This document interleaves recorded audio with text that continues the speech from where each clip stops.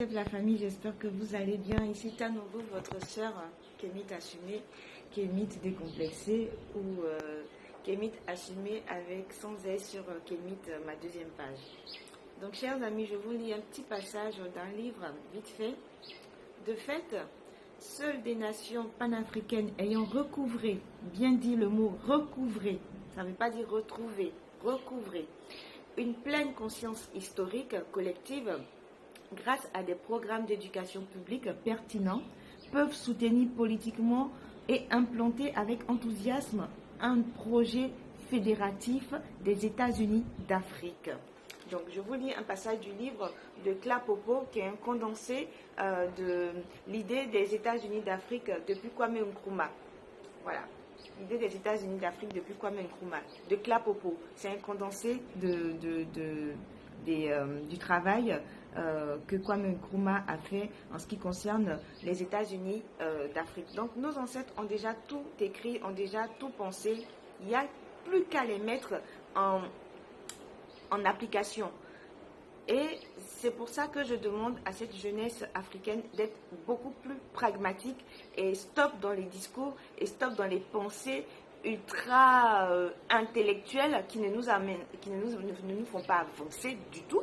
Donc là, dans ce passage que je viens de vous lire, on vous dit que si les nations panafricaines ont recouvré une conscience, c'est-à-dire elles ont pris conscience de leur état actuel, ben, elles ne peuvent que historiquement se baser sur une éducation qui est propre à l'Afrique, une éducation qui est propre aux Kamites, pour pouvoir construire cet États-Unis d'Afrique.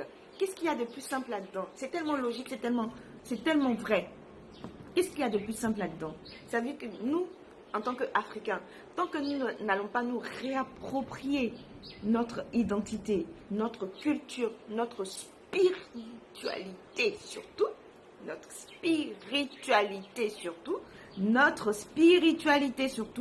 nous n'allons pas avancer, nous n'allons pas réussir à construire cet États-Unis d'Afrique dont nous rêvons tant.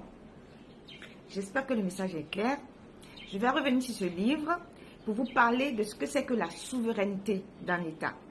Aujourd'hui, le Mali, le Burkina, le Niger nous montrent ce que c'est que la souveraineté. Nul ne peut être souverain sans lutte. Nul ne peut sortir des griffes de son oppresseur sans se battre, sans se libérer. À réfléchir. Peut-être à tous et je vous dis à très bientôt.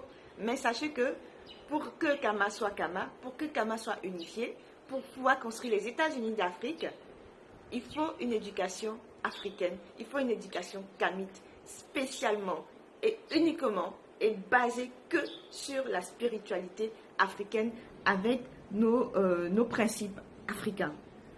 Merci de m'avoir écouté. À bientôt.